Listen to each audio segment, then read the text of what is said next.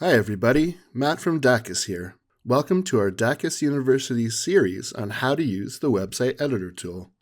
I'm excited to show you this powerful, intuitive, and easy to use tool, and I think you're really going to love using it to manage your website content. To get started, you're going to set up your editor login.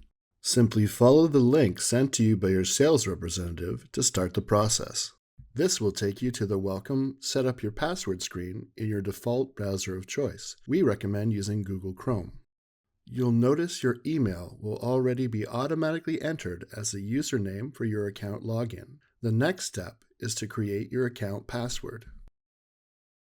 Enter and then confirm your password in the corresponding fields. It's recommended to check the Remember Me checkbox to make it easier for you to access your account for future visits. When you are done, click Login to create your new account. Once you have successfully set up your account credentials, you can log into your account at any time by going to phil747.responsivesiteeditor.com/login, as seen in this screen cap.